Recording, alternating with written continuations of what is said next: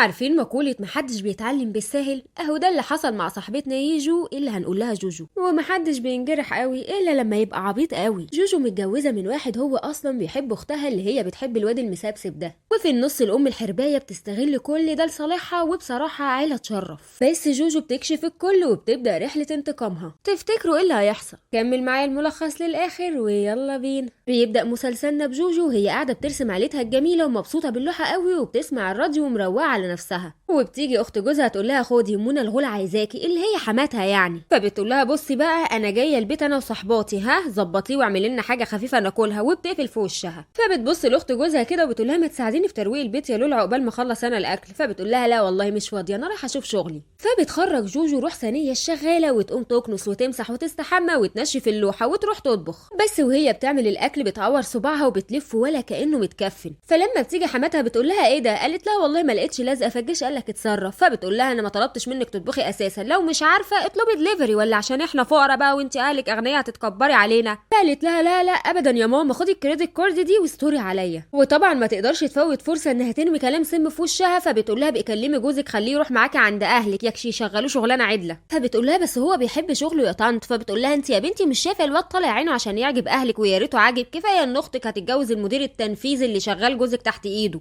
بس هي بترد تقول لها انا متاكده ان هو بيحب شغله ومرتاح فيه، وبتسيبها وبتمشي. وبتفضل جوجو طول الطريق بتفكر في كلام حماتها وتتصل بجوزها ما بيردش. ما هو مش فاضيلك. وعند ام جوجو الحربايه بتزعق في اللي شغالين، انتوا حاطين اللوح بالترتيب ده بناء على ايه؟ انتوا فاكرينه حفل خيري بجد؟ ده الناس جايه تتمنظر باللوحات، صنفيهم من الاغلى للاقل حالا يلا. وبتبقى ماشيه متعفرطه على الكل. وبتوصل جوجو البيت بتاع عيلتها وما بتلاقيش حد، وبتبص على صور امها واختها اللي ماليه البيت، وهي يا عيني هي فين من ده كله. وبتكلم مدير اعمال امها وبتقول له انتوا فين؟ فبيقول لها النهارده المعرض الخيري وكلنا هناك. فبتقول له نسيت، طيب انا جايه لكم. فقال لها طب هقصدك في خدمه، في ظرف هتلاقيه في درج المكتب هاتيه في ايدك وانت جايه. وبيقول لها صحيح ما تكلمي جوزك تلميه، اقصد تشوفيه فين. فبتقول له ده يا حبه عيني في شغله ومشغول. فبيبص وراه ليه هوك اللي قاعد بيصور يورا اختها، وبيبقى عايز يقول ده مشغول جدا، وبيقفل معاها يكمل شغله. وبتفضل جوجو تتصل بجوزها برضه ما بيردش عليها. وعند جوزها واقف قدام اختها اللي حواليها صحفيين، وهو واقف منشكح قوي وهو بيصورها. وبتخلص الفقره الاعلانيه بتاعتها وبتبص له وبتقول له صورتني كويس. فبيقول لها اهي دي اجمل صور عشان انت فيها يا جميل. فبتقول له طب تمام ابقى ابعتها لي بقى، وبتسيبه وبتمشي. وعند جوجو بتقلع على جوزها فبتكلم المكتب بتاعه وبيقولوا لها انه طلب اذن النهارده وانهم زعلانين انه مشي. وفي الوقت ده بتكون هي وصلت عند المعرض وبتلاقي عربيته عند المعرض وفي ورق وقع منها، وبتلاقي مكتوب انه في ورق استقاله. فبتكلم حماتها وبتقول لها انت كنت عارفه؟ قالت لها عارفه ايه بالظبط؟ انا اعرف كتير. فبتقول لها انه هيستقيل. قالت لها كان شيء متوقع، انت بس اللي مش شايفه انه مش عاجبه حاله ولا شغله ولا عيشته كلها بسببك، والمفروض تساعدي جوزك الغلبان. وبتقفل في وشها. وعند جوجو كان في مذيعه بتساله عن شركته وان مبيعاتها قلت وشكلكم هتفلسوا قريب. فبيقول لها لا طبعا الكلام ده مش حقيقي. وبتكلموا عن قسم الانتاج الجديد وبتساله عنه، وبيجي سيهيوكو يقدم لهم عصير ويقول لها هرد عليكي. بس حماه المصون ما بيدلوش فرصه. وبتيجي جوجو تمسك دراع جوزها وتقول مساء الخير عليكم، وبتعرف الصحفيه عليها وعلى جوزها. وبتقول لها جوزي حبيبي هو اللي مختار شعار الحمله. فالاب بيقول طبعا طبعا جوز بنتي المجتهد بضحكه صفرة كده. فجوجو بتقول له ما قلتليش انك هنا، يعني كنت جيت ساعدتك. فبيقول لها عادي كنت حابب اكون هنا. فبتقول له شكرا على كل حاجه. فبيقول لها ما تقوليش كده يا بنتي احنا اهل. وهي بتمشي بيكون رايحه تساعد في حد بينده عليها وبيقول لها بصراحه يا جوجو انا عايزه اقول لك حاجه مهمه بعد ما نخلص، ويا رب ما تتضايقيش. فبتقول له انا مش متضايقه، انا عارفه ان اكيد ليك اسبابك. وبتسيبه في حيره اكتر. وبتوصل جوجو للمكان اللي فيه امها الحربايه ومعاها اللوحه وهي متوتره ومش عارفه تعمل ايه. وبتصور اللوحه كمان مره وبتبقى هتبعتها لجدها وانهم نفسهم في صوره زي دي في الحقيقه. فبتيجي اختها تجري عليها وبتقول لها بتعملي ايه؟ فالمسج بتتبعت لجدها. فبتبص اختها للوحه وبتقول لها ايه ده؟ فبتوري جوجو اللوحه لامها الحربايه واختها الثعبانيه. واختها بتقول لها باستهزاء انا ما كنتش اعرف انك طموحه قوي كده، انت جايه تعلقيها هنا ستات المجتمع بتاعنا لما يشوفوها يقولوا ايه ده؟ انتوا بتحطوا صور عيلتكم في المعرض ودي بقى لوحه ولا صوره؟ ده مين اللي رسمها لكم بالسعاده دي؟ وبترد امها وتقول لها ايه الفن الهابط ده؟ انا مش هحط اللوحه دي في المعرض. فردت جوجو قالت لها انا ما عملتهاش للمعرض، انا عملتها عشان احنا مالناش صور مع بعض وصورك انت ويورا مغرقه البيت. فبتبص لها الحربايه وتقول لها هو ما حدش قالك انك بما انك اتجوزتي فبتعيشي تحت ظل بيت جوزك روحي ارسميهم هم بقى. وقالت لها شيلي بقى البتاعه دي من هنا عشان ما حدش يقول على المعرض حاجه. وبتسيبها وبتمشي. فبتبص لها جوجو وتقول لها انا فرد من العيله دي، انت مش شايفه انا تعبت فيها قد ايه؟ وليه مش شايفه مشاعري اللي في الصوره وحلمي ان يكون لينا صوره سوا؟ ولسه هترد عليها فبيقوموا جايين ستات المجتمع المرموق يقولوا ايه ده، ايه اللوحه دي صوره دي ولا لوحه بجد؟ فبتضحك يورا وبتقول لهم ده فن اختي الكبيره، وبتقول الام الحربايه دي لسه مبتدئه. فبيقولوا لها مبتدئه ايه دي رهيبه، انت كنتي مخبيه عننا الفنانه دي فين؟ وبتضطر الام تعلق اللوحه عشان عجبتهم. وبعدها بتقف الام مع جوجو وبتقول لها ما تحلميش ان كل لوحك تتعلق، دول مكانهم المخزن، حتى واخدين مساحه في المخزن ده، بيدفعوا ملايين عشان حد يحط لوحته، وانا بعاملك معامله خاصه بس عشان انت من العيله. وبتقول لها انت لسه شغاله في المؤسسه بتاعتنا؟ فبتقول لها برسم لوح تاريخيه للمؤسسات الخيريه والمركز وكده. فقالت لها طب حلو، لو احتجتي حاجه بقولي لي، وما تنسيش خليهم طبق الاصل للحقيقيين. فبتقول لها عناية يا امي، انا مش هخذلك. ولما بتبص جوجو على اللوحه بتلاقي بقعه من الجنب وبتحاول تشيلها بايديها بس ما بتعرفش. وبيكون دوجو جاي يشوفها وبياخد مناديل وبتقول له انا كنت بس بحاول اشيل البقعه. فبيقول لها عارف، انا كنت بتامل اللوحه بس خدي شيل البقعه. وبيتامل اللوحه وبيقول لها ان ساعات كتير بنبقى نفسنا في حاجه فبنرسمها زي لوحتك كده. فبتبص له جوجو باستغراب وبتسكت. وبتيجي يورا تقول له ايه ده انت جيت؟ فبيقول لها كنت بشوف لوحه اختك. فبتقول له شفت اختي قد ايه موهوبه؟ وبيجي في نفس الوقت سوهيوكو بيقول لها ما تبالغيش يا يورا. فبتقول له ايه انت لازم تفتخر بيها، وبعدين انت اصلا مش انت بتحبها؟ وكان سؤال مش في محله خالص يا يورا. فبتبص لها جوجو وبتقول لها انت بتقولي ايه؟ فبتقول لها انا عرفت ان انت اللي اعترفتي الاول بحبك. فبيتوتر الجو بس بتلحقه جوجو وتقول لها احنا بينا تاريخ، وتبدا ترجع بذكرياتها لليوم ده، يوم ما كانت واقفه تحت المطر وجري عليها سوهيوكو يقول لها انت فضلتي مستنياني. قامت حضناه وقالت له استناك عمري كله يا عمري، المهم انك قبلت بحبي وطلعتي بتحبيني مش كده؟ فبيرتمك عم سوهيوكو يحضنها، ما هيعمل ايه شكله اتدبس.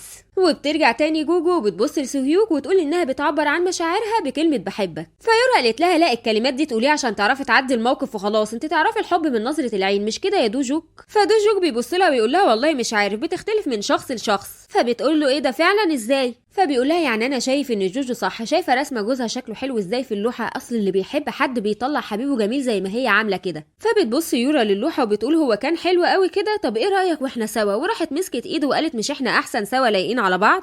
صورمو قوي البت دي. المهم بيروح دوجوك باصص لها وساكت وبيروح عشان يرد على تليفونه. وجوجو بتكون متفاجئه من اللي حصل من يورا وبتقول لهم انا رايحه اغسل ايدي، وبتسيبهم وهي مصدومه من اللي يورا عملته. وضحكت سوهيوك اللي كانت من الودن للودن. فبتغسل وشها وبتحاول تهدي نفسها وبتخرج تلاقي دوجوك في وشها وبتقول له انا بشكرك عشان انت مراعي لسوهيوك في الشغل. فبيقول لها هو ما عندوش لسان، بتشكريني بداله ليه؟ ولا انت شايفه اللي بيحصل وعارفه وساكته وعامله نفسك عبيطه؟ وبيكون ماسك ايديها جامد وبيسيبها وبيعتذر وبيمشي من المكان خالص. وواضح ان دوجوك شايف حاجات جوجو لسه ما شافتهاش. وبتروح جوجو المكان اللوحه وبتلاقي اختها وجوزها واقفين بيضحكوا سوا ولا كأن في حاجه اصلا. وكانت لسه هتروح لهم فجت سيده اعمال قالت لها معلش عايزاكي، وبتاخدها على المخزن تحت ومعاها واحد بيشوف اللوحات. وبيجي المدير بتاع امها الحربايه وبيقول لها بيحصل ايه هنا؟ فبتقول له ابدا بتشوف اللوحات، انا ما لقيتش ماما فاضطريت انزل انا. فبيقول لها تمام، بالنسبه للظرف بتاعي فين؟ قالت له في عربيتي، لما نخلص يبقى اطلع خده. وبيسيبها وبيمشي. والراجل اللي بيبص على اللوحه كان هيقطعها. فبتقول له جوجو بالراحه انت بتعمل ايه؟ فبتاخدها الست دي على جنب وبتقعد تتكلم معاها عن بقيه اللوح وبتشغلها يعني عشان الراجل يشوف شغله. فيا ترى في ايه في اللوحه دي؟ وبنبدا المعرض وبتقعد تتكلم يورا وتقدم اللوحه العريقه دي ب3 مليار. وبتبدا المزاد ويقعدوا يعلوا على بعض. وطنط سيده الاعمال دي قاعده ضربه بوز وبتاخدها ب4.5 مليار وبيرسى المزاد عليها. بس بعدها بتقوم وبتضرب الام الحربايه حته قلم. احسن وبتقول لها انت بتغشيني، اللوحه دي مش الاصليه، دي متقلده وانت بتغشيني. وبتكشفها قدام الكل وبتطلب البوليس. فبتقوم الحربايه بتاعتنا تستند على المدير وتقول له الحقني بحل بسرعه يقوله لها. فبتقوم قايله للظابط مش انا اللي عملت كده، دي بنت جوجو هي اللي بتقلد اللوح طبق الاصل. كل ده وجوجو بتحاول تستوعب ايه اللي بيحصل. فبتشدها امها وتقول لها قولي انك عملتي كده انقذيني. فبتقول لها بس مش انا، انتوا بتقولوا ايه؟ وبيبدا المدير بتاع امها الحربايه يقول للكل انها بتشتغل معاهم بالطريقه دي من زمان، والاثبات ظرف الفلوس اللي في عربيتها. وبتسيبهم كلهم وبتمشي وهي مش عارفه ايه اللي بيحصل. وفوق عند يورا وسوهيوك بتبقى يورا بتعيط وسوهيوك مش عارف يعمل لها ايه. وبيقول لها اهدي. فبتقول له اهدى ازاي؟ اخته بتبوظ لي المعرض اللي بقالي كتير بخطط له، ازاي تعمل كده وتخدع الناس؟ فبيقول لها هي ما تعملش كده، اكيد في حاجه غلط. فبتقول له غلط ازاي؟ في دليل. وبتفضل تعيط وهو مش عارف يعمل ايه. فبيقول لها ما تعيطيش عشان ده بيخليني عايزه اعيط يا حبيب ماما. فبتقول له ايه؟ فبيقول لها انت كنتي بتقولي تعرفي منين اللي بيحبني، مش شايفه اني؟ فبتقول له بس اسكت ما تكملش يا مرارتي. فبيقول لها انا اتجوزت جوجو عشان اكون قريب منك لاني بحبك انتي. فبتبص له وتقول له بكل كبرياء انت فاكرني مش عارفه؟ لا انا عارفه، بس اختي العبيطه هي الوحيده اللي ما تعرفش ده. بس انت وهي شبه بعض من نفس الطبقه، انت ازاي تفكر اني ممكن ابص لك او تبقى من مستوايا؟ انت اخرك تبقى مع جوجو. كل ده في دخلة جوجو اللي بتسمعهم وتعيط. ويورا بتسيبهم وتمشي. وجوجو بتقول له انت بتكتب صح، انت ما تعملش فيا انا كده، انت بتحبني. لا يا كرامتها في كيس شيبسي. فبيقول لها لا انا مش عايز نكون سوا خلاص، وده اللي كنت هقوله لك.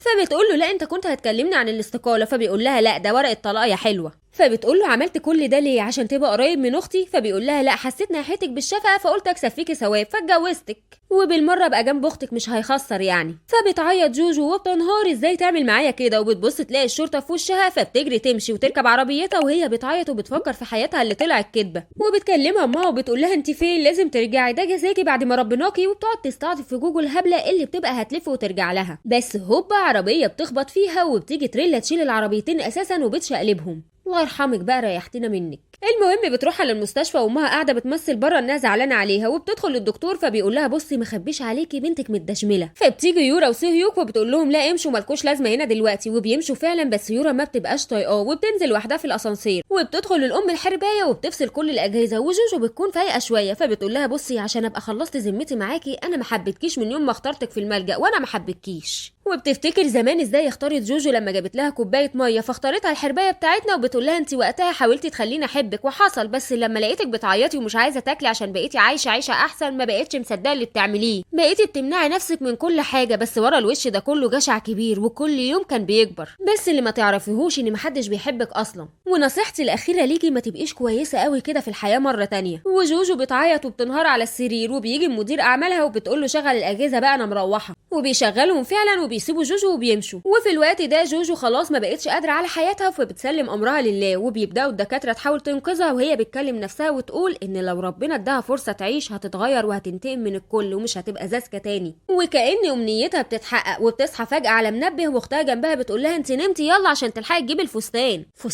فستان ايه؟ فبتحاول تستوعب ايه اللي بيحصل، وبتكتشف انها رجعت سنه لوقت الخطوبه، وبتروح عشان تختار الفستان وتلبسه، وبتفتكر ان كل ده حصل معاهم يعني هي رجعت بالزمن فعلا. وبتخرج بره لعريسها سيهيوك فبيقول لها حلو جميل، فبتبص للبنت اللي شغاله وبتقول لها كام واحده اتجوزت بعد ما لبست فستانها؟ قالوا لها كتير. قالت لهم طب واللي ما اتجوزوش؟ قالوا لا مفيش. فقالت لهم حلو انا هبقى اول واحده، وبتروح ناحيه سيهيوك وبتاخد قلم تقطع بيه الفستان وبترمي عليه بوكيه الورد وبتقول له دي هديه انفصالنا يا حبيبي، وبتسيبه وبتمشي. الاسترونج جايه يا حاره. فبيقول لها انت رايحه فين؟ فبتقول له هقول لعيلتي ان الفرح اتلغى وعشان حبيبتك يورا اختي. وبتبص لبتوع المحل وبتقول لهم انا هاخد الفستان كده عاجبني اكتر، وبتسيبهم وبتمشي. وسيهيوك بيكون واقف مش فاهم فيه ايه، وام سيهيوك بتكلمه وبتقعد تقول له عن اخر تعديلات في الفستان بتاعها الغريب ده، ويا عيني الواد مش عارف يقول لها ايه. فبيقول لها طيب روحي كلي جاتوه بقى. فبتيجي يورا بتقول له امال فين جوجو؟ فبيقول لها اختك مش عايزه تتجوزني. فبتقول له ايه؟ وعند جوجو بتروح لامها وبتقول لها انا مش هتجوز سيهيوك. فبتقول لها عيدي تاني كده. فبتقول لها مش هتجوزه. فبتسكت. فبتقول لها جوجو انت مش سامعاني ولا انت بتسمعي اللي على مزاجك؟ فامها بتقول لها نعم. فبتسيبها وبتمشي تدخل جوه. ده شملي يا غاليه ده شملي. فبيجي سيهيوك ويورا فبتبص لهم الحربايه وبتقول لهم هو حصل ايه؟ فبيرد سيهيوك عليها وبيقول لها خلينا ناجل الفرح فتره، انا اكيد قصرت معاها فهي بس متضايقه وانا هحل الدنيا. فبتيجي جوجو وتقول لهم هو انتوا ما بتفهموش، انا مش عايزه الجوازه دي، لسه هيتكلموا سوا. قامت طردهم الحربايه بره البيت وقالت لهم بقول لكم ايه هتتخانقوا يبقى بره مش ناقصه صداع. وبيخرجوا بره وبيقول لها انا عايزه اتجوزك بارادتي انا. فبتقول له يا ابني ما تضحكش على نفسك، انت مالكش فرصه مع اختي وانا مش احسن منها، انا متبنيه بس انت بتحاول بس تقرب من اختي. وبيقطع الكلام ده امه وهي بتتصل. فسيهيوك بيقول لها ابوس ايدك ما تقوليلهاش حاجه. فبتفضل تسمعها وتقوم قافله في وشها وقافله التليفون خالص. فبيقول لها انت عملتي ايه؟ فبتقول له ايه انتوا هتصدعوني؟ وبتسيبه وبتمشي. فبيقوم قاعد على الارض ويتوسلها ما تسيبنيش انا من غيرك اتدمر، انت اللي هنقذ عيلتي بيها من الفقر. فبتقول له هو حضرتك بتقول ايه؟ فبيقول لها انا هعمل اي حاجه تقوليها. فقالت له ازاي؟ فقال لها بصي هكنس وامسح وانضف واطبخ كمان بس تبقي مرتاحه وراضيه انت بتحبيني. فبترد تقول له لا انا ما كنتش بحبك، طلعت غلطان، انا كنت بشفق عليك زي كده بس انا مش هبقى عبيطه تاني. وبتسيبه وتدخل جوه. وفي البيت عند يورا وامها الحربايه بتقول لها انا مش فاهمه حصل ايه. فبترد يورا تقول لها اجلي الفرح، انت عارفه بتحبي سيهيوك قد ايه، وبعدين افرحوا بيا انا الاول. فبتقول لها بجد؟ فبتقول لها اه بقى خلاص من وقت ما شفت دوجوك وهو هيبقى جوزي قرة عيني. فبتقول لها يعني هفرح بيكي يا عيوني، خلاص نجوزك انت الاول بس هتعرفي توقعي دوجوك. فبتقول لها عيب عليكي يا مامي بنت مين انا. وبتبدا خطه انتقام جوجو بانها تكلم الصحفيه انسو جين وبتعرفها وتقول لها انا عايزه اقابلك. فبتروح تقعد معاها في كافيه وبتحكي لها كل اللي حصل. والبنت بتكون مش مصدقه وبتقول لها يعني سيهيوك بيحب غيرك؟ والغيرك دي اللي هي اختك اصلا مش معقول وعشان كده لغيتي الفرح؟ فبتقول لها اه. فبتقول لها سوجين انت ازاي هاديه كده؟ فبترد جوجو عليها بتقول لها اعمل ايه يعني؟ فبتقول لها شكله هدوء ما قبل العاصفه، ناويه تقتليهم ولا ايه؟ فبتضحك جوجو وبتقول لها انت بتضحكيني قوي. فبتقول لها سوجين بحالتك دي لازم نوديك لدكتور نفسي، عندي ولاد عمي دكاتره نفسيين. فبتقول لها جوجو ايوه عرفيني عليهم. فبتقول لها على مين؟ قالت لها على دوجوك ابن عمك. لا دي بجاحه بقى.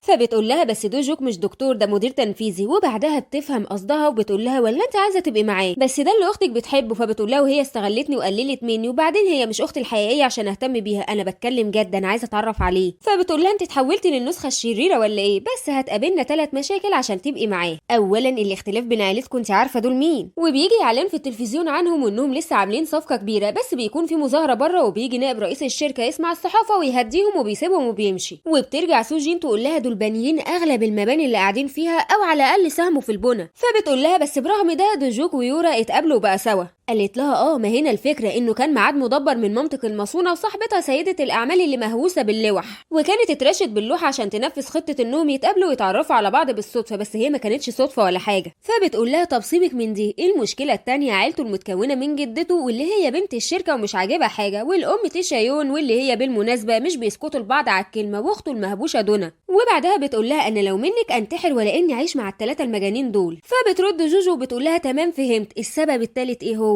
فبترد تقول لها دوجوك نفسه ده مش بني ادم طبيعي. فبتقول لها ليه؟ ده امور وجذاب وينفع يبقى زوج صالح. فبترد تقول لها لا يا حبيبتي ده من بره بس، انما هو اصلا روبوت، انسان مستفز، يعني اقول لك ما فيهوش ميزه يخرب بيته. وعند دوجوك بيدخل شركته وبيلاقي جوز اخته بيون واقف بيكلم مراته وبياخد التليفون وبيقول لها بطلي تضايقيه في الشغل، ده السكرتير بتاعي، فانا بس اللي من حق اضايقه دلوقتي، يلا نورتي، وبيقفل معاها. وبنرجع لجوجو اللي بتقول لها يعني هو بس بارد، طيب مقدور عليه. فبتقول لها انت فاكره الموضوع بسيط، ده واثق من نفسه قوي وجدته بتحبه اكتر من اخوه جونج ووك، بس دوجوك عايش على مزاجه ومش هيتجوز اي واحده. فبتقاطعها جوجو وبتقول لها انا بس بكره عايزه 10 دقايق، اعرفي لي هو ويورا هيتقابلوا فين وسيبي الباقي عليا. وتاني يوم في فندق الماء قاعد دوجوك وبتيجي جوجو تدور عليه وبتلاقيه وبتروح له، فبيشوفها وبيستغرب وبيقول لها جوجو. فبتقول له ايه ده انت عارفني؟ فبيقول لها طبعا لازم ابقى عارف عيله البنت اللي ماشي معاها وخطيبه سي هيوك اللي شغاله عندنا. فبتقعد تقول له لا انت فاهم غلط، اولا انا مش اختها، انا متبنيه، ثانيا انا ما بقتش مخطوبه خلاص، من الاخر بص انا جاي اعرض عليك عرض، ايه رايك تتجوزني انا بدل يورا؟ فبيقول لها انت جايه تهزري؟ فبتقول له لا بكلمك بجد، اعتبره عرض عمل، لو موافق تعالى نروح اي حته نتكلم عن التفاصيل. فبيضحك وبيقول لها قالوا لي انك ممله بس طلعتي عجيبه، بس ايه اللي يخليني اختارك؟ انا لازم اختار زوجه تناسبني وده هنقرره فوق. وبيطلع مفتاح اوضه في الفندق، فبتبص له باستغراب واللي هو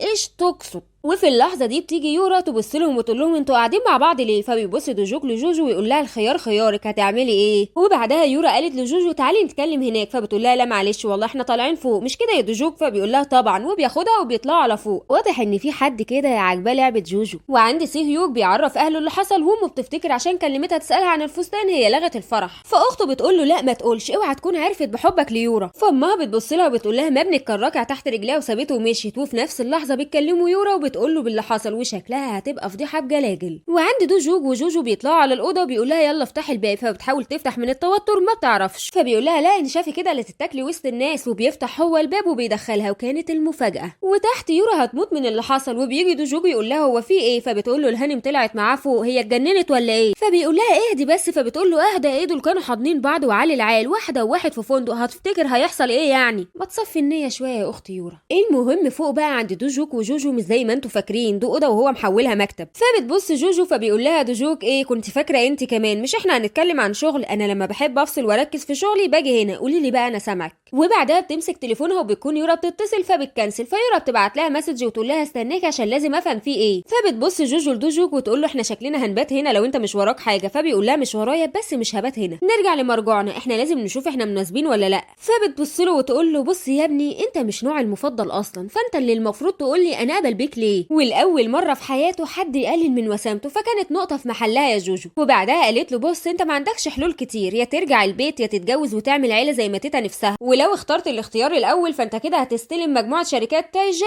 فهتهد حلمك. فبيقف ينبهر بانها عارفه كتير. فبتقول له يا ابني نعرف حاجات انت نفسك ما تعرفهاش عن نفسك. وبعدها بتصب لهم حاجه يشربوها وهو مستغرب عن كم المعلومات دي. فبيقول لها سوهيوك هو اللي قالك؟ قالت له انت ما تثقش فيه عشان تقول له المعلومات دي. بص باختصار كده عشان انا تعبت، احنا هنتجوز وكل واحد هيعيش براحته وبعدين نتطلق، اعتبرني كشريك ليك في الشغل، ايه رايك؟ انا عايزاكي تثبتي على كلامك بقى. بس الغريب ان دوجوك وافق على عرضها، وتحت يورا وسوهيوك خارجين من الفندق ويورا على اخرها، فبتقول له سوهيوك هتعمل ايه مع جوجو؟ فبيقول لها اعمل ايه يعني، لازم اتكلم وافهم منها الاول. فبتقول له انت لسه هتفهم وتتكلم، انتوا مقرفين، وسابته ومشيت. ونرجع فوق تاني عند دوجوك وجوجو خربتها خالص وشربت الازازه كلها وبقت مهيبره، وبتيجي تلم شعرها فما بتلاقيش التوكه، فبيروح هو يجيبها لها ويلم لها شعرها، فبتقول له يلا اربطه، وهو بيكون بيتاملها اصلا. فوهي بتقول له يربط لها شعرها، فبيقوم قايل لها ابقي كل شويه عشان انت رفيعه قوي وانا مش عايز مراتي تموت من الجوع. فبتضحك وبترد تقول له انا مت قبل كده عادي متعوده. فبيبص لها باستغراب، فبتقول له عمرك شفت شريط حياتك بيتعرض قدامك زي الفيلم؟ قال لها لا ما متش قبل كده بصراحه، هنسامحه عشان هو وسيم يا جماعه. فبترد تقول له انا شفته بس ما لقيتش ولا لحظه سعيده اتمسك بيها. فقال لها ما تفكريش. قالت له بس انا هتغير، لازم اتغير، مش هسمح لهم المره دي كمان. وقامت مودعه الاحزان واغمى عليها ومسكها بين احضانه بطن القمر علشان يناموا. وبتصحى جوجو تلاقي نفسها جنبه على السرير وفي روج على قميصه، فبتفتكر حصل بينهم حاجه وطبعا مش فاكره. فبتقوم واخده بعضها وسايباه وماشيه، وبعدها بتفتح تليفونها وبتلاقي الدنيا كلها متصله بيها، بس دي البدايه. وبيصحى دوجوك بيلاقي جوجو كاتبه له ورقه انها تكلمه وسايبه له فلوس عشان يفطر. هي مش مستوعبه انه ممكن يشتريها هي وعيلتها باين. المهم عند جوجو بتقابل سوهيوك عند بيتها وبيقول لها انت كنت فعلا معاه، بس هي بتتجاهله وبتدخل البيت. بس امها الحربايه بتضربها حته قلم وبتقول لها ازاي تتجرأي وتاخدي حبيب يورا. فبترد وتقول لها وانت ازاي تضربي بنتك ولسه هيتخانقوا. فبيقوم ابوها يقول لها بس هتتخانقوا عشان راجل؟ بقول لك ايه يا جوجو، انت هتتجوزي سوهيوك زي ما كنا مرتبين وخلاص انتهينا. فقالت له انت عايز تجوزني واحد انا مش عايزاه. قال لها مش ده اللي حفيتي عشان تتجوزيه وعايزاه يا بابا، عايزاه يا بابا. قالت له ما انا كنت فاكراه بيحبني بس هو بيحب واحده تانية. وبحركه سريعه بتلم يورا الدنيا وبتقول لها انت فاكراه بيحبني انت بس عشان هو مش مهتم بيكي بتعملي كده، لكن انا مالي، ليه تعملي فيا انا كده؟ ده انا اختك حتى. فبتقول لها برافو عليكي يا فنانه، والله لازم تعملوا مسلسل سوا بقى. وبعدها قالت لهم بقول لكم ايه بقى، انا حصل بيني وبين دوجوك حاجه فخلصنا استروا عليا بقى. فبتنهار يورا وبتروح لها امها عشان تهديها وبتقول لمدير اعمالها احبس جوجو فوق لحد ما تستوعب هي عملت ايه، وبياخدها عافيه ويطلعها فوق وبيحبسها. وبتفتكر جوجو ايام زمان لما كانت اي حاجه بتحصل ليورا كانت بتشيل ذنبها وتتعاقب انها تتحبس في الاوضه، وكانت وقتها بتعلم على الحيطه، وحتى هم ما كلفوش خاطرهم ودهنوها، وبقت بتبص على سجنها من وهي صغيره. وقررت انها مش هتكون ضحيه المره دي، وبتمسك تليفونها بتقلب في الصفح بتاعه دوجوك، وبتفتكر انها اتفقت مع سي جين انها تصورها مع دوجوك وتنزل خبر بقى ان اللي هو وتعمل لهم فضيحه. فبتكلم سي جين وبتقول لها هو ده خبر، فبتقول لها شركه تايجا مسحت الخبر وده اللي قدرت انشره. فبترد جوجو وتقول لها اتمنى ما كنتش سببت لك مشكله. فقالت لها لا عادي انا متعوده، قولي لي بس انت عملتي ايه. فقالت لها انا مش فاكره حاجه. قالت لها ازاي، لازم تفتكري، لازم تديني تفاصيل. بس يا فرحه ما تمت، بيجي مدير اعمال امها الحربايه وبياخد منها التليفون، فبتقول له رجعهولي. فبيقول لها ده لمصلحتك وبيديها دواء كده، فبتاخده وتعمل نفسها بلعته، بس هي لا بتكون بلعته ولا حاجه. وبتيجي تربط شعرها بالاستك، فبتفتكر دوجوك واللي حصل. وبمناسبه دوجوك فبيكون بيفكر فيها وعايز يعرف هي اختفت فجاه فين. وبيقاطع بيون سكرتيره وبيقول له مالك في ايه. فبيقول له هو انت لو واحده قالت لك هكلمك وما كلمتكش يبقى حصل ايه. فبيقول له والله يا عزيزي دوجوك هي يا بتتقل عليك يا بتنفض لك.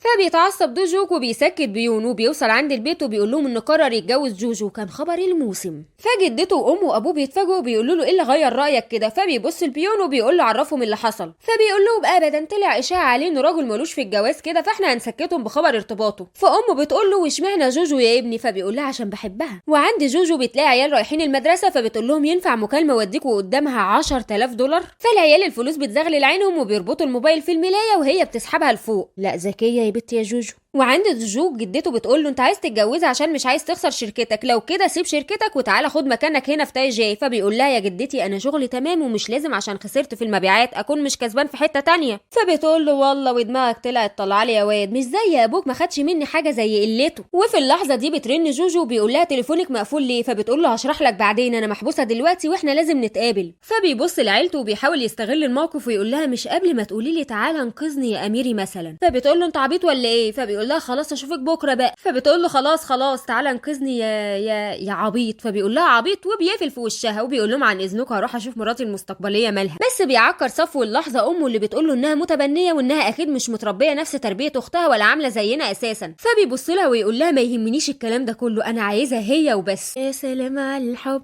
لما يدق المهم عند جوجو امها بتدخل وبتقول لها انت فاكره انه هيجي ينقذك مني ويخرجك من هنا؟ فوق يا حبيبتي، ده قضى معاكي ليله زيك زي اي واحده من الشارع ومش هيبصلك ولا هيحبك اصلا. بس بتتفاجئ بدوجوك فعلا وواقف بينادي على جوجو وبيقول لها يلا بينا من هنا. وبيخرج يقعد دوجوك مع ابوها ويقدم نفسه ليه وبيقول له بصراحه يا عمي انا جاي وطالب القرب منك. فبيقول له في مين؟ في يورا؟ فبيقول له لا، في المحروسه الكبيره جوجو. فبتدخل الام الحربايه وبتقول له ايه اللي انت بتقوله ده؟ انت كنت ماشي مع يورا ودلوقتي عايز تتجوز جوجو وسمعه البنت. فبيقول لها والله يا مدام انت اللي زقتي عليا بنتك وانا قلت لها اني مش عايز، بس فضلت تجري ورايا لحد ما زهقتني بصراحه. فبيبص الاب لدوجوك وبيقول له يعني انت دلوقتي عايز تتجوز جوجو؟ فبيقول له يا عمي ويا ريت في اسرع وقت، ايه رايك؟ فبيقول له والله يا ابني طالما بتحبوا بعض يبقى خير البر عاجله. فبتعترض الام وبنتها الحربايتين دول فبيقول لهم اسكتوا عندنا ضيوف. بس يورا الحربوقه الصغيره ما بتسكتش وبتبص لهم وبتقول لهم انتوا عرفتوا بعض امتى اساسا؟ عشان كده بقى انت لغيتي الفرح وقال فاكره ان سيهيوك معجب بيا، اتاريكي بتدوري على غيره اساسا. فبيبص لها دوجوك وبيقول لها والله يا يورا انا اول مره اشوف جوجو كان امبارح. قالت له وقضيتوا يوم سوا فخلاص تتجوزوا. قال لها لا، لما النصيب بيجي بقى ما تعرفيش بيحصل ايه. فبتقول له الحربوقه الكبيره مش كده بتتسرعوا؟ ده حتى جوجو ما لحقتش تنفصل بشكل رسمي عن خطيبها. فجوجو بتتحرج فبيمسك ايديها دوجوك وبيقول لهم والله انا بدعمها وهفضل معاها لحد ما تبقى مستعده ونتجوز. بصوا هو قرر يتجوزها فخلاص بقى مش هيسيبها. فبتقوم يورا تمشي وهي على اخرها من الغيظ. فبيقوم دوجوك واخد جوجو وبيقول لهم فرصه سعيده بقى، انا هاخد جوجو ونتعشى بره. وبتقف جوجو وبتمد ايديها فامها الحربايه بتديها التليفون. فبيقول لها دوجوك ان جوجو مش عيله صغيره عشان تحبسيها ولا تاخدي منها الموبايل من النهارده، هي في حمايتي فما تقلقيش بعد كده. ولما خرجوا بره بيقول لها انا انقذتك اهو فلازم تردي لي الجميل. فبتقول له طب عايز نبدا بايه؟ ابدا اقول لك اسماء الشركات الجامده؟ فبيقول لها شركات جامده ايه؟ يلا ناكل. وبيركبها العربيه وبيروحوا مطعم فخم. وبعد مده من التفكير بيطلب لهم اكل نضيف، بس بيتحط الاكل من هنا وبتعيط جوجو من هنا. فبيقول لها في ايه يا بنتي الاكل مش عاجبك ولا ايه؟ فبتقول له لا انا مش هقدر اكله. فبيقول لها ليه؟ فبتقول له انا عايز اكل اي حاجه معلبه من السوبر ماركت. ناس مش وش عز والله. فبياخدها من ايديها على جنينه وبيجيب لها اكل معلب وبيقعدوا ياكلوا. فبتقول له بص بقى الفتره اللي جايه فيها حرب فخلي بالك في الشغل. فبيقاطعها ويقول لها شغل ايه؟ كل يا حاجه انت باين عليك التعب. فبتقول له ايه صعبت عليك؟ اديك شايف بتعامل ازاي في البيت وشكل اوضتي اصلا ما يجيبش مخزن حتى في البيت، والله امي اللي المفروض تكون امي شايف بتعاملني ازاي. فبيقول لها اسكتي بس وبطلي تفكير. فبتقول له اهلي كلهم عايزين يتخلصوا مني بس انت لا، انت خايف عليا وجيت انقذتني. واضح انها هتبقى علاقه عمل ناجحه. ابلع الكلام اللي كنت هتقوله بقى، دي طلعت عبيطه بجد. ولسه هتكمل اكل فبتقوم معيطه وبتلف وبترجع له. فبيقوم بيقول لها هو في ايه بقى مالك؟ حصل لك ايه؟ عملوا فيكي ايه؟ فبتقول له ابدا، وانا صغيره اتسممت وقالوا ان اللي سممتني المربيه بتاعتي وانا كنت بحبها ومتعلقه بيها، ومن وقتها وانا فقدت الثقه في الكل. ازاي اقدر اثق في حد ولو مش هي اللي عملت كده؟ هيكون حد من عيلتي، هعيش ازاي معاهم وحد منهم عايز يموتني؟ وبتقول له بصريح العباره بقى انا عايزه انتقم منهم من كل واحد دوقني المرار ده. فبيقول لها وانت اخترتيني عشان تنتقمي؟ فبتقول له لما اختارك الكل هيعاني وهو ده المطلوب. فقال لها وده اللي كنت عايزه اسمعه وانا مستعد لده. وبيقوم قاطف ورده من الجنينه ويقعد قدامها ويلف الورده حوالين صباعها ويقول لها هو مش احسن حاجه بس اللي لقيته دلوقتي، تقبلي تتجوزيني؟ فبتقول له موافقه. فبيقوم ويفتح لها دراعاته وقامت الهبله رايحه بايساه وعينك ما تشوف الا النور بجد. وتاني يوم بتقوم جوجو على مكالمه سيجين بتقول لها ايه اللي حصل بينكوا ده؟ فبتقول لها في ايه؟ فبتقول لها ابدا صورك انت ودوجوج ماليه البلد. فبتقول لها ايه؟ وبتقوم تمسك التاب وتقلب فيه لحد ما بتلاقي الخبر قدامها. وبتسال سيجين ما تعرفيش مين اللي عمل كده؟ قالت لها ابدا شخص مجهول ملوش صفحه ولا اي حاجه، علم زي الهاكر. يا ترى مين اللي ممكن يكون مدبر الموضوع بالطريقه دي؟ فبتفتكر جوجو ان دوجوج عدل شكلها وقال لها عايزك تطلعي حلوه، فجمعت ان دوجوج هو اللي عمل كده ومين غيره. وعند دوجوج امه بتكلمه وبتقول له انت عملت كده عند صح؟ فقال لها انا ابدا، ليه بتقولي كده؟ فقالت له الجوازه دي مش هتحصل الا على جثتي. فقال لها هنشوف الموضوع ده. وبيقول له بيون انا هخليهم يشيلوا الخبر. فبيرد دوجوج وبيقول له ملوش لازمه، انا كده كده هتجوزها بس بذمتك مش شكلنا حلو سوا؟ فقال له انت ما سمعتش امك قالت ايه؟ قال له ما هي قالت كده عليك انت واختي واتجوزت وما تعرفناش بقى ويلا ندخل الاجتماع. وبالليل على الغدا بيكون الاب قاعد هو ويورا وبتقوم وبتقول مش هتاكل. فبيقول لها ده اضراب عن الاكل ولا ايه؟ فبتقول له لا مش اضراب وما تهتمش لو مت حتى. فبيقول لها انت بتقولي ايه؟ فبتقول له ليه يا ابويا وافقت على جوازة جوجو ودوجوك؟ انت عارف اني بحبه. فقال لها انت اللي عبيطه ما عرفتيش تكسبيه في صفك، وهو اول ما شافها جه جري عشان يتجوزها. وبتيجي الام الحربايه الكبيره وبتقول له مش عشان احنا وافقنا هيتجوزوا، ما تنسوش عيله دوجوك اللي حاسين بالاهانه من اللي ابنهم بيعمله. وفي الوقت ده بتكون جوجو معديه وبتنادي عليها الحربايه وبتقول لها هو انت فاكره موضوع جوازك ده سهل؟ طب اهل جوزك كانوا عارفين يورا فكانوا هيوافقوا عليها، انما انت بقى ايه؟ فبتقول لها مالكيش دعوه انا هاخد رضاهم. وبتقوم يورا تطلع اوضتها وبتقعد امها الحربايه تقطم في جوجو، بس جوجو بتسيبهم وبتخرج. وبنلاقي دوجوك بيكلم جوجو بيقول لها ما يلا اركبي العربيه، فبتقول له مستعجل على ايه؟ فبتركب العربيه وبتلاقي بيون، فبيتكلم دوجوك تقول له ايه ده؟ فبيقول لها ده المساعد بتاعي ما تقلقيش. وبياخدها بيوديها عند بيت دوجوك، فبتدخل البيت بتلاقيه في المطبخ، فبيقول لها ما حسيتش بيكي لما دخلتي. فبتقول له بتعمل ايه؟ قال لها بعمل لنا حاجه ناكلها، اقعدي. وبيعمل لها حاجه تشربها وبيكمل عمال الاكل. وبيخلص وبيحط قدامها الاطباق وبيقول لها استني ادوق انا الاول. وبيدوق وبيقول الله يا واد يا دوجوك تسلم ايدي والله لا هايل. فبتقول له هو انت بتعمل كده ليه؟ فقال لها ابدا بحب كده. فبتقول له نعم. قال لها بحب اطبخ يعني. وبعدها بيقول لها بصي انا موافق على كل حاجه بينا، وبيطلع لها عقد ويقول لها ده عقد جوازنا بصي عليه وحددي المده. فبتقول له المده خليها سنه كده، وانا عايزه اضيف شرط ان عيلتنا تبقى موافقه عليه ويجوا يباركونا. فبيقول لها موافق، وبتضيفه وفعلا بتحط ميعاد للعقد. فبيقول لها دوجوك احنا عايزين بقى مكان نقعد فيه في فتره الحرب دي. فبيقول لها ايه رايك بقى في الشقه هنا؟ فبتقول له ونعيش سوا. فبيقول لها بصي انا راجع عشان اخد موافقه اهلي، وانت خليكي هنا وده المطبخ وكل الاكل بتاعك اهو، وهنا هنعيش ونقعد ونلعب، ودي اوضتي طول ما انا مش موجود ما تهوبيش ناحيتها. وشاور لها على هناك كده وقال لها دي اوضتك. فبتدخل وتقول له الله حلوه، ومين اختار الهدوم دي؟ فبيقول لها لو ما عجبتكيش قولي لي هطرد السكرتير عادي. فبتقول له لا رقيه على اللي عمله دول حلوين جدا. وبعدها بيسالها انت هتيجي تعيشي هنا امتى؟ فبتقول له انت مش متضايق اني هقعد معاك هنا؟ فبيديها مفتاح الشقه وقال لها تعالي في الوقت اللي تحبيه هنا. فبيقول لها الموضوع ده حصل بينا قبل كده. فبتقول له من مفتاح فندق لمفتاح شقه. فبيقول لها انت اليوم ده قررتي تستغلي الفرصه وانا قررت استغلها معاكي، وانا معاكي في الحرب دي ومش هسيبك. وفي الشركه بتاعه دوجوك بيبقوا عايزين يعرفوا مين اللي هتتجوز دوجوك. فبيسالوا بيون اللي بيحاول يفتكر هو شاف جوجو فين، لحد ما بيفتكر انها كانت حبيبه سوهيوك اللي شغال معاهم. فبيقوم ينط من مكانه بسرعه. وعند يورا بتبقى خارجه مع اخت سيهيوك، فيورا بتقول لها امك عامله ايه؟ فبتقول لها بتحاول تتجاوز الموضوع، واختك ايه الدنيا تلاقيها مكتئبه ولا مكتئبه ايه؟ ما خلاص بقى. فيورا بتبدا تقول لها ان انتوا تقدروا تاثروا عليها وترجعوها عن اللي بتعمله. فبتقول لها مين هيقدر عليها؟ فبتقول لها والله مش عارفه. وبتقرر تشتري لها يورا البوك اللي عاجبها، ممكن تكسبها في صفها يعني. وفي نفس المول الناحيه الثانيه دونا كانت بتكلم جوزها بيون اللي بيقول لها ان البنت اللي هيتجوزها دوجوك دي كانت حبيبه السكرتير بتاعه. فبتقول له وهي دايره بقى على رجاله المكتب. فبيقول لها ابدا دي بان عليها غلبانه. فبتقول له محدش غلبان غيرك اقفل. وبتقابل يورا وبتقول لها عامله ايه وصحتك؟ وبعد التحيه بتقول لها مالها اختك بقى؟ مش كانت هتتجوز اصلا؟ ايه اللي حصل؟ فقالت لها ابدا هي عندها مشاكل نفسيه عشان هي متبنيه وكده، فده مخليها تعيش دور الضحيه، ومهما حد عاملها حلو مش بتفهم ده، ودايما عايزه تبقى اعلى واحسن مني. فبترد دونا وبتقول لها غريبه ما توقعتش ان ده يبقى ردك عن اختك يعني، واللي افهمه من كلامك انكم مش شبه بعض، بس انا هحكم بعيني في الموضوع ده. اتشاو وبتسيبهم وبتمشي. وفي الوقت ده بتكون خارجه جوجو من البيت وبتقابل ام سوهيوك وبتقول لها ايه اللي حصل عشان تلغي الفرح. فبتقول لها بصي يا ستي انت عايزه فلوس، روحي شوفي لك اي حاجه تانية ما تبوظيش حياتي انا عشان تعيشي انت. فبتقول لها استني بس نتفاهم. فقالت لها مفيش تفاهم بينا ولسه هتمشي. فتقوم ام سوهيوك تجيبها من شعرها، فبتضطر جوجو تزقها، فبتقع وبتجري عليها وبتترجاها وبتقول لها ارجعي بس لابني ارجوكي. وبتيجي بنتها وتقول له جوجو انت ايه فضلتي ورا اخويا عشان تبقي معاه ودلوقتي بتسيبيه وبتذل امي؟ ما كفايه بقى يا شيخه. وكل ده وجوجو مش مستوعبه ايه اللي بيحصل. وبتقف اخت سوهيوك وتقول للناس اللي اتلمت انها سابته قبل الفرح بشهر وراحت تشوف لها واحد غني جاي علينا عشان فقراء يعني محدش ضربك على ايدك. فجوجو بتحاول تتماسك وايه اللي بيحصل ده وبتسيبهم وبتمشي وهي على حافه الانهيار.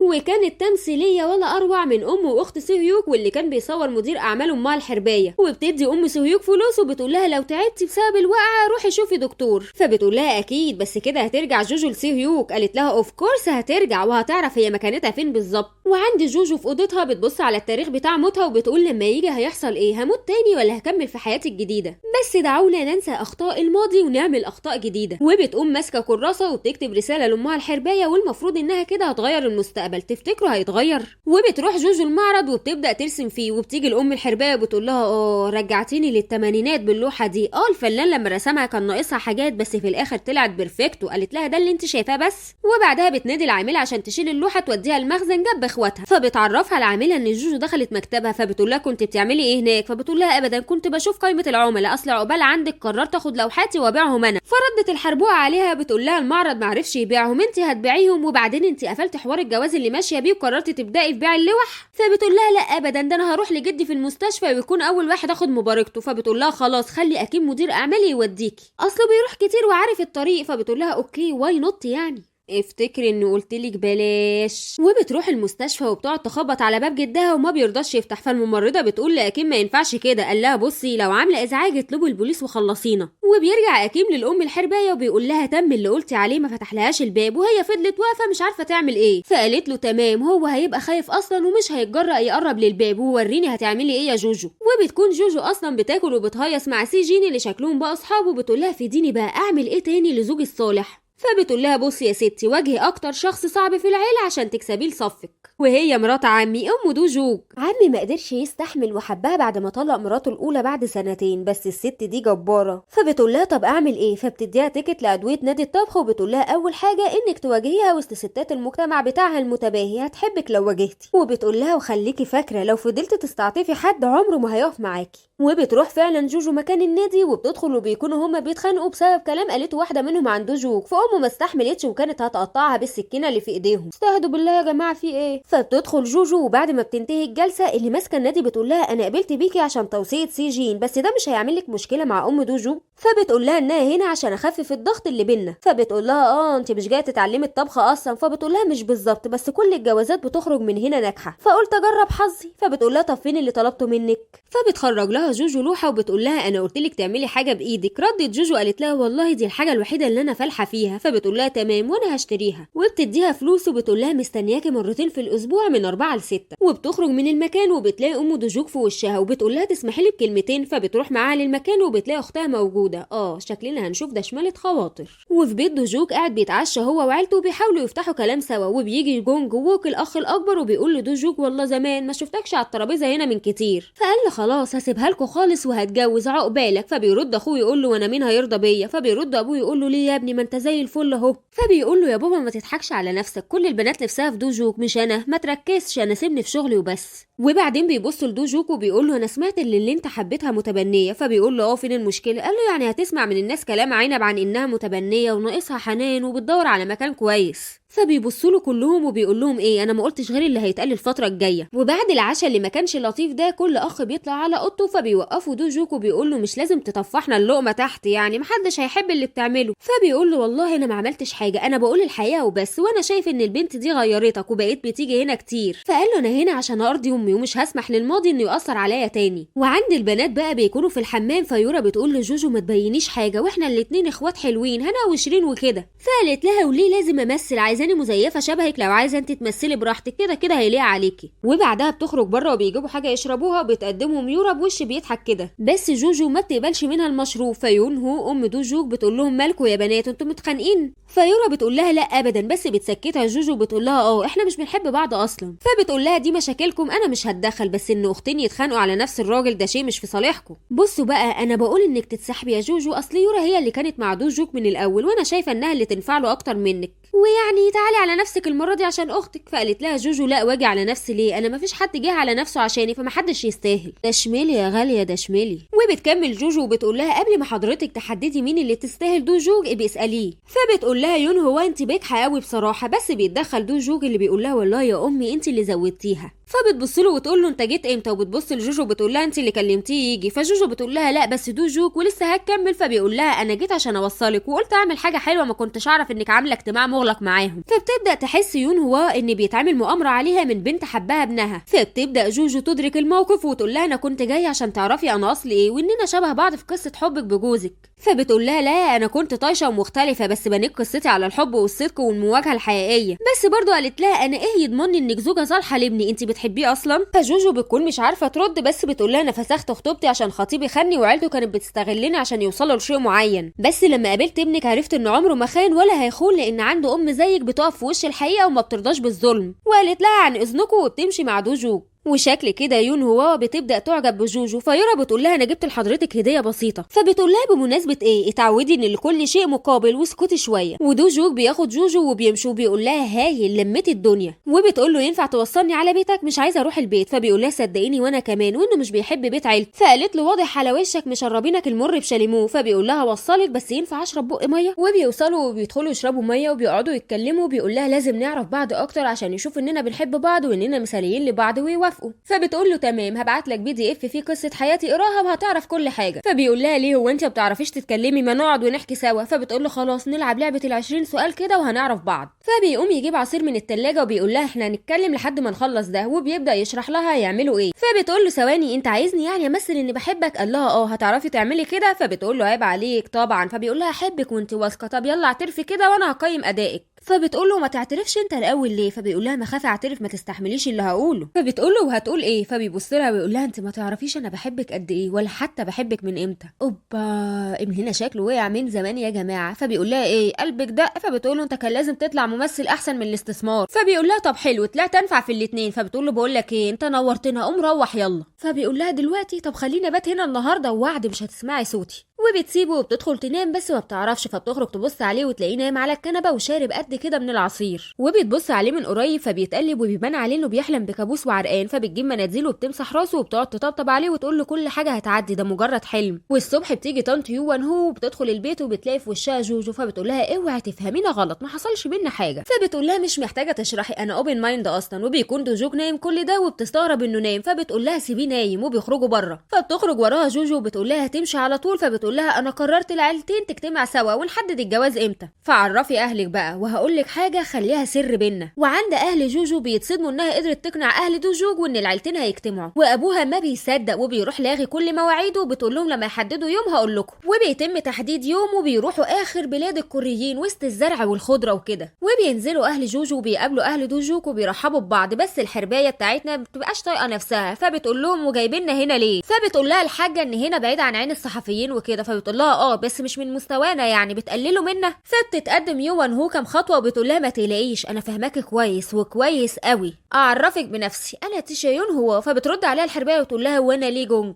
واضح كده انها هتقوم حرب بين الحموات الجداد. وبيدخلوا وبيقعدوا جوه وبيبداوا يتكلموا. فالحربايه بتبدا وتقول لهم والله انتوا ناس كويسه قوي، بس ما اظنش ان جوجو من مقامكم، اصلها متبنيه ومش متعلمه زي بنتي الصغيره، يعني هي خريجه فنون جميله بس ما قدرتش لحد النهارده تبيع لوحه واحده في المعرض. فبتتوتر جوجو وبيدعمها دوجوك وبيقول لهم جوجو استثنائيه كده كده وده مش هيفرق كتير، هتجوزها برضه. فبتبص الحربايه لجوجو بتقول لها انت مصدقه كلامه يا جوجو؟ فبتقوم جوجو وتقول لهم امي معاها حق، انا ما فيش مميزات كتير بس انا قلت اجيب لكم معايا هديه. فبتتحمس جدا وتقول لها والله بجد جايبه ايه؟ فبتقوم جوجو تجيب لوحه من اللي كانت في المعرض والمفروض ان امها كانت باعتها. فبيتفاجئ الكل باللوحه وبيحبوها جدا وبتعلقها الجده على الحيطه. وبعدها بتقعد جوجو فبتجيلها الحربايه وتقول لها تعالي نتكلم بره شويه. ولما بيطلعوا بره بتقول لها انت بتعملي ايه؟ فقالت لها ابدا، اخدت اللوحه اللي انت قلتي هتتحط في المخزن ومش هتتباع. فبتقول لها وانا ما قلتلكيش؟ ما انا عرفت انت بعتيها لمين ورجعتها. لا ورجعت الفلوس كمان. فبتقول لها ايه؟ فبترد تقول لها لو عايزه تتاكدي تاكدي. فبتروح تتاكد تلاقي كلامها فعلا. فبتقول لها انت اتجننتي يا جوجي؟ فبتقول لها اتجننت، فخافي مني بقى. وبعد العشاء الجميل ده كل عيله راحت لحالها. وفي عربيه عيله هول الاب بيقول للحربايه انت كنت عايزه تبوظي الجوازه، انت لازم تفكري لمركزنا المالي بعد كده. فبتقول له نفكر في مركزنا المالي الاول وبنتك يورا بقى تفضل مقهوره. فبيقول لها هي اللي عملت في نفسها كده. وبتبدا الخناقه الجميله لحد البيت.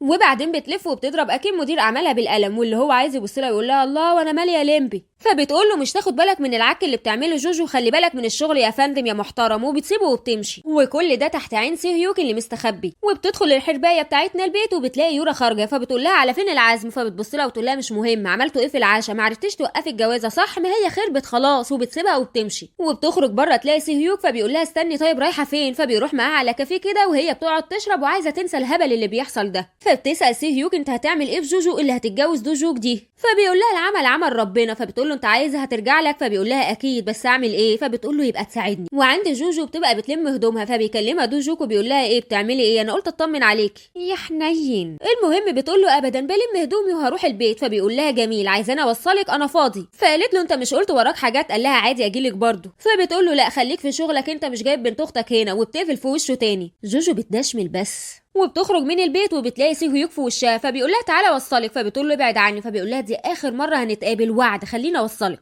فبيوصلها البيت دوجوك وبتقول له شكرا يلا بالسلامه. فبيقول لها انت خلاص اخدتي قرارك النهائي مفيش مجال للتفكير؟ فبتقول له لا وكفايه استغلال بقى، انا سبت لك المجال كله اهو ابعد عني بقى. فبيرمي قنبلته وبيقول لها وانت تعرفي ان اللي هتتجوزيه هو السبب في اعاقه اخوه، اصل هو اللي رماه من فوق المركب، يا ترى لسه عايزه تكملي؟ ويا عيني جوجو بتتصدم زينا كلنا كده وبتقف وما بتبقاش عارفه تعمل ايه. فبيستغل سيهيوك الموقف وبيحضنها وبيقول لها انا معاكي، ارجعي عن اللي في مخك وهنعيش سوا حياه جميله. فبتقول له يلا نورتنا وبتاخد الشنطه وبتدخل جوه، بس بتكون الشيطانه يورا صورتها وهي في حضن سيهيوك وفرحانه قوي انها تبوظ علاقتهم خلاص. وجوجو بقى بتتصل بسيجين وتقول لها الكلام ده حقيقي، فبتقول لها بصي كبري دماغك، ده موضوع كبير والناس بتقول فعلا هو زق واخوه نفسه هو اللي قال انه عمل كده وده مخلي علاقتهم مش احسن حاجه. فبتفتكر جوجو الشرط اللي اشترطته ام دوجوك ان معاها 6 شهور، لما خلتش دوجوك يرجع يشتغل في الشركه بتاعتهم مش هتقبلها. والله يا حاجه هو سنه وكل حي هيروح لحاله للمجهود. فبتحس جوجو انها هتقابل مشكله قدام فربنا يستر. وعند دوجوك في الشغل بتحصل مشكله في الشغل بسبب اخوه اللي بيلغي معاهم عقد بسبب جواز دوجوك، وبيروح المؤتمر اللي عامله اخوه بيقول لهم يا جماعه اعرفكم انا الاخ الصغير دوجوك، وبيقلب الاجتماع كله لصالحه عشان يرجع اخوه في قراره انه يلغي العقد قدام الصحافه. وجدته بتعرف اللي حصل وبتفرح بده، وبتكون هتقابل ابو جوجو وبيكون طالب مساعدتها في انها تمشي له الدنيا مع مدير الماليه الجديد. فبتقول له انت بتفكرني بابوك، وعلى سيره ابوه بيتصل بيها وبيقول لها تعالي نتقابل، فبتسيب ده عشان تروح لده. فبيقدم لها الجد الفلوس وبيقول لها بصي مش هطول عليكي، دي الفلوس اللي نصبت عليكي فيها زمان، بس ارضي بجوازه حفيدتي وده كل اللي انا عايزه. فبتقول له انت كبرت وخرفت باين، بعد السنين دي كلها جاي ترجع لي فلوسي، وبتسيبه وبتمشي وبترجع البيت وما بتبقاش لا طايقه ده ولا ده، وبتحمد ربنا ان البنت مش متعلقه بحد فيهم. وبالليل بيكونوا في حصه الطبخ وبتعمل براونيز، بس ده مش براونيز ده حجر. فبتيجي المدرسه وتقول لها لا جدعه واحده واحده في تقدم، وبتقول لها ان اللوحه عجبها قوي وحطاها في اوضه نومها. فبتفرح قوي جوجو، وحماتها بتحاول تقرب منها وبتبتدي تدي فرصه لعلاقتهم، والكل بيبدا يلاحظ ده. فبيجي دوجوك عندها البيت وبيقول لها انا كنت جعان فقلت اجي اكل معاكي. انت استحليتها بقى. فبيدخل وبيلاقي البراونيز، فبيقول لها ايه ده؟ فبتقول له لا ده انا هرميه. فبيقول لها ايه ده؟ فبتقول له حاجه عملتها وما طلعتش حلوه. فبيكابر وبيحاول يدوقه بس هي حجر فعلا. فبترميها وبيعمل لهم اندومي وبيبداوا ياكلوا، بس بيحس انها بتعمل حدود بينهم. فبتقول له فعلا انا بعمل حدود لان ده جواز مش حقيقي. فبيقول لها ولو خليناه حقيقي. فبتقول له ده مش هيحصل. فبيتقفل من الدنيا وبيروح. وبعدها جوجو بيكلمها جونج ووك بيقول لها انا اخو دوجوك كنت عايزه اقابلك يعني اتعرف عليك وكده. فبتقول له ماشي. وعند دوجوك بيروح بار وبيقعد يشرب. فبتيجي يورا وبتقول له يا على الصدف. فبيقول لها الصدفه فعلا والله. فبتقول له ممكن تقول كده. فبيقول لها انا عارف ان انت عايزه تبقي لوحدك والاوضه بتاعتك فوق، وبيقوم مقدم لها مفتاح. فبتقول له انا مش هفوت فرصه زي دي. فقال لها انت رخيصه قوي يا يورا. فبتقول له حتى لو عرفت ان سيهيوك راح لجوجو من وراك.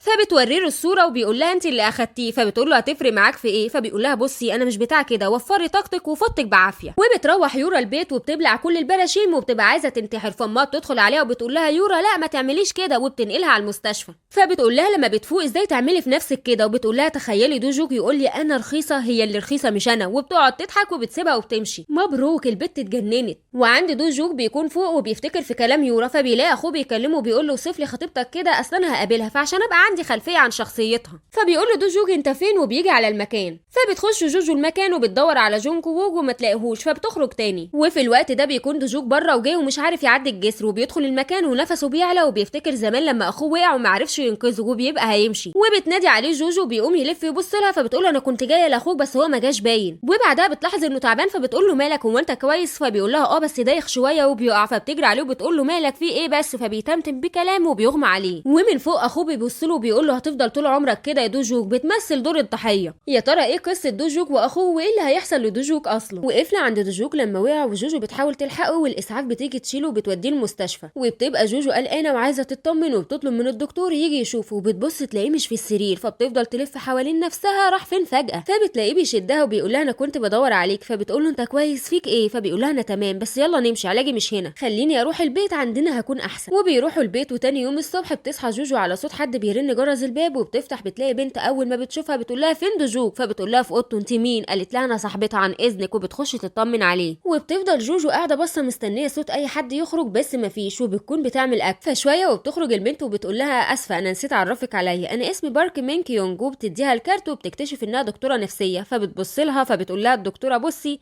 هو مش تعبان، دي حالة الهلع رجعت له تاني بس للأسف بشكل أوحش من أي مرة، فأرجوك يخلي بالك منه ويا ريت ما يتعرضش لتوتر. فجوجو بتقول لها ثواني بس هو دوجوك بتجيله حالة هلع. فبتبص لها الدكتورة وبتقول لها ايه ده انت ما كنتيش تعرفي؟ ولسه هيتكلموا فبيقوم يخرج دوجوك وبيقول لها انت ما سمعتيش في المهنة دي عن حفظ أسرار المريض؟ فبتقول له دي هتبقى مراتك اخبي ليه بقى؟ فبيقول لها طب يلا نورتينا وبيطردها بره. فبتبص له جوجو وبتقول له ده بجد؟ طب انا المفروض اعمل حاجة معينة عشان تبقى كويس؟ فبيقول لها تجاهلي اخويا وكل حاجة هتبقى كويسة. فجونج ووك بعدها بيكلم جوجو وبيقول لها انا بقول نتقابل النهارده تعويضا عن امبارح، فبتقول له لا شكرا، ولو في حاجه هحب اسمعها فهتكون من دوجوك. فبيقول لها يعني كنت حابب اوضح لك القصه اللي حصلت زمان بيني وبينه بس انت ادرى. وبتقفل معاه وبتدخل عند الجده ليه تايجا، فبتسالها هل دوجوك يعرف انك هنا؟ فجوجو بتقول لها لا، فبترد تقول لها تمام، انا جايباك اسالك عن حاجه، انا قابلت ابوكي وهو عايز مساعده عشان يمشي شغله وكده، فانت شايفه ايه، اساعده ولا لا؟ فبتستغرب ان الجده عايزه رايها، فبتقول لها انت رايك مهم لان انت عروسه العيلتين دلوقتي. فبتقول لها بصي انا هقولك بصراحه ساعديه. فبتقول لها انا كنت عارفه انكم طمعانين فينا. فبتقول لها لا بس يعني بنظره عامه مش لازم شيء مخصوص. فبتقول لها خلاص طالما قلتي كده هساعده. وبيتجمعوا عشان يحددوا ميعاد الفرح، فالاب بيقول بعد شهر، فام دوجوك بتقول لا بعد اسبوعين حلو جدا. فدونا اخت دوجوك بتقول لهم يا جماعه انتوا ناسيين ان لسه في فستان وحاجات هتتعمل، اسبوعين ايه بس، شكلهم خلاص هيعملوه كمان اسبوعين وخير البر عاجله. وبيجي جونج ووك وبيسلم عليهم وبيسمع ان الفرح كمان اسبوعين، فبيستغرب وبيبص لاخوه بيقول له انت مستعجل ليه يا ابني، ولا انتوا بتداروا على حاجه، فتحترم نفسك يا بقف انت. فبيرد دوجوك ان مش في وجود العروسه طيب ما تحرجهاش. فبيقول له سوري اتقالت بعفويه، وبيطلع وبيسيبهم عفويه برضه. وبعدها بتتكلم معاها حماتها وبتقول لها كلم ماما بقى اتفق انا وهي. فبتقول لها لا مش هيبقوا مهتمين، اتفقي معايا انا. فبتبقى عايزه تقول لها دول متبريين منك بس بتسكت. وعلى سيره الحربايه بتاعتنا اللي كانت بتكلم مدير اعمالها اللي بيجيب لها كل اخبار الجد، اللي بتكتشف انه خرج من المستشفى وقابل الجده وقدم لها فلوس كمان، فكده الموضوع بيوسع مننا. وفي الشغل بيبقوا عايزين يعرفوا اخر اخبار دوجوك وخطيبته. سي هيوك قاعد مستني يعرف اي معلومه. وبعدين بتكلمه بنت الاستقبال وبتقول له ان في حجز في نهايه الاسبوع عشان فستان الفرح باسمك انت والمدام، والف الف مبروك. وفي البيت عند جوجو بتقدم لهم دعوات الفرح مع دوجوك على العشاء. وحربايتنا بتقول لها لحقتوا تطبعوهم مش معقول. فبتقول لهم جوجو اوعوا ما تجوش. فبيرد ابوها بيقول لها اكيد هنيجي. فبتفطس من الضحك. فيورا بتقول لها ايه انت اصلا مش بتحبينا، جايبانا كمالة عدد ولا ايه؟ فابوها بيقول لها عيب كده يا يورا. وبيبص لمراته بيقول لها بقول لك ايه اهتمي بقى بيورا عشان انا جايب لها عريس ابن ناس محترم. فبتقوم يورا وتسيب لهم الاكل وبتقول ان عندها عيد ميلاد صاحبتها مش هتقدر تحضر سوري. وبالليل بتكلم ليه جونج الحربايه جوزها بتقول له انت ازاي تخرج يورا بالمنظر ده؟ فبيقول لها ما انت لو ربطيها كويس ما كانش ده حصل. فقالت له بص الخطه الجايه اني امسكها المعرض، ايه رايك، احنا عيله ولازم نثق في بعض. فبيقول لها طب نديه لجوجو احسن. فبتقول له نعم. فبيقول لها دي هتبقى مرات الوريث بتاع شركات تاي جاي اللي جاي، لازم يبقى ليها مركزها. فبتقول له طب خد الدواء بتاعك يا حبيبي. وعند جوجو دوجوك بيحجز مكان الفستان هو اللي كانت هتختار فيه فستان خطوبتها الاولى. فبتقول له انت بتهزر ما لقيتش الا المكان ده. وجو اصلا العمال بيعتذروا لسي هيوك عن الغلطه الفظيعه اللي حصلت. وبيتمشى شويه وبيتصدم باللي شايفه. وبتكون جوجو جوه بتلبس فستان مطلعها ملاك وشكلها حلو قوي. وبيعجب دوجوك وبيسال مصمم الازياء وبيقول له هو بيرفكت عليها، بس لو العروسه تضحك شويه كله هيبقى تحفه. فبيحاول يخليها تضحك لحد ما بيدخل سو هيوك وبيقول لها انت خلاص ضاقت بيك الدنيا وجايه هنا وجايباني عشان تذليني يعني، انا ما كنتش اعرف انك ممكن تعملي كده. وهي بتحاول تبرر فبيقول لها ما تبرريش مش عايزه اسمع منك حاجه. فبيقف دوجوك وبيقول له لا الزم حدودك معاها. فبيقول له يا عم دي كانت فرحانه اكتر وهي بتختار معايا كل حاجه، دي ولا كانها مغصوبه، بس عامه اتمنى لكم السعاده مع اني مش شايفها. وعند الحربايه بتقابل جونج ووك وبتقول له انت اكيد عايز الفرح يمشي كويس. فبيقول لها اكيد مش فرح اخويا. فبتقول له والله اللي عندي ممكن ما يعجبكش. وبتوري له ان الجده قابلت الجد واداها فلوس بينهم قديمه ودفع اكتر، وكل ده عشان بس يقبلوا بجوجو كعروسه. لا هما بيفكروا في حاجات تانية وعينهم على حاجه تانية. فبيقول لها زي ايه؟ فبتقول له يعني زي شركه تايجا اللي انت بتحاول تحافظ عليها. وبنروح عند جوجو اللي بتبقى قاعده بترسم كالعاده وبتفتكر كلام سهيوك. فبتلاقي ان رسمتها بتدل على الحزن، فلسه هتبوظها خالص. بتلاقي جون كووك بيرن عليها وبيقول لها انه عايز يقابلها. فبتقول له تمام فين. وعند الحربايه كانت بتحاول تجيب ليورا عريس وبتقابل صاحبتها وابنها اللي بدات تخطط انهم خلاص هيتجوزوا ويعملوا مصانع كتير سوا. بس بتيجي يورا لابسه طقم مش شبهها وبتقل ادبها وهي قاعده وبتبوظ الدنيا وتستفز الواد. بس بيجي جونج ووك يضربه ويقول له يلزم حده معاهم، ويقول للحربايه مش معقول كل ما اروح الاقيكي كده كتير. بس نظره يورا ما كانتش بسيطه. وبعدها جوجو بتيجي المكان وبيقول لها يعني قررت تيجي تشوفيني. فبتقول له انت اللي اصريت حبيت افهم. فبيقول لها طب ايه مش عايزه تسمعي قصه رجلي وحصلت ازاي؟ فبتقول له ما يهمنيش. فبيقول لها امال ليه جدك بيحاول يدفع فلوس قد كده عشان الجوازه دي تتم؟ وهي يا عيني بتبقى مش فاهمه حاجه اصلا. فبتقول له انت بتتكلم عن ايه؟ ولسه هيتكلموا بس بيجي دوجوك وبيتخانقوا سوا وبيضربوا دوجوك وبتبقى فضيحه بجلاجل. وبتتفرج عليها يورا وبتقول لامها انا عايزه القز الكبير ده فكك من البطه الصغيره خلينا في جونج ووك. فبترد امها وبتقول لها ايه اللي انت بتقوليه ده؟ قالت لها اللي سمعتيه لما تظبطي الدنيا عرفيني. وعند جوجو بيدخلوا البيت فبيقول لها دوجوك انا طلبت منك ما تقابلهوش وانت روحتي مفيش مخ. فبتقول له انا كنت بس عايزه اساعدك. فبيقول لها لا كتر خيرك. فبتقول له انا عايزه افهم بس. فبيقول لها لو فهمتي وانا اتكلمت هتكوني بتعدي الحدود اللي انت حطاها وراها وانا مش عايزه احطك في الموقف ده، وبيسيبها وبيمشي. وعند دوجوك في الفندق بيكلم جوجو يطمن عليها، فبتقول له انا في مشوار في السريع كده وهروح. وبتكون هي عند جدها اللي بتقول له ما تحسش بالذنب من ناحيتي خلاص. فبيقوم هو يدعبس في الورق وبيجيب لها صوره ليها هي وامها الحقيقيه، وبيقول لها دي امك بس صورتها ما بتبقاش باينه. وبعدين بتيجي الحربايه فبيضطر ان يخبي جوجو. ولما بتدخل الحربايه بتقول له يا اخبار صحتك، شايفه صحتك جت على القعده هنا. فبيقول لها هاتي من الاخر. فبتقول له انا عرفت انك قابلت الجده واديتها فلوس وكده، مش عيب على سنك انك تعمل كده، انت طمعان في الشركه ولا ايه؟ وبتاخد بالها من طرف فستان جوجو فبتقوم تشوف ايه ده. فبيقوم لها ويقول لها عايزه ايه يعني؟ فبتقول له تكتب اسهم الشركه اللي بايه باسم يورا، وتسكت وتبطل تحس بالذنب من ناحيه ان جوجو هي الوريثه الشرعيه لابوها وهي الاحق بكل ده. فاهم ايه الصدمه دي؟ المهم عند دوجوك بيروح البيت يدور على جوجو وما بيلاقيهاش، وبيقلب في حاجتها لحد ما بيجيله تليفون من الاسم عنها وبيروح لها جري. فبيلاقيها في عالم اخر ورجليها متعوره، فبياخدها وبيطهر لها رجليها وبينيمها وبيفضل جنبها للصبح. وبيجي يوم الفرح وجوجو بتتزوق بس هي مش معانا اصلا، والناس بدات تيجي الفرح وهي قاعده جوه. فبتدخل لها الحربايه وبتقول لها الف مبروك، ابوكي كان نفسه يجي والله بس تعب. قال يعني انت كنت فاكره انه هيمشي بيكي بجد النهارده؟ وبتسيبها وبتمشي. وجوجو من غلها كانت هتكسر الفازه على راسها لولا ايد حد اتدخلت. فيا ترى مين اللي مسكها؟ ايوه زي ما خمنت صح، اللي مسك ايديها كان دوجوك. قال لها اهدي ما تبوظيش اللي بنعمله دلوقتي. فبتقعد تعيط. فبيقول لها قولي لي اقدر اخليكي مبسوطه ازاي؟ فبتقول له ان انتقم هتساعدني؟ فبيقول لها انا وعدتك بده وهننفذه سوا. وبيخرجوا بره للفرح وبيتم الفرح في جو جميل عائلي بين ناس فرحانه وناس هتموت من الغيظ.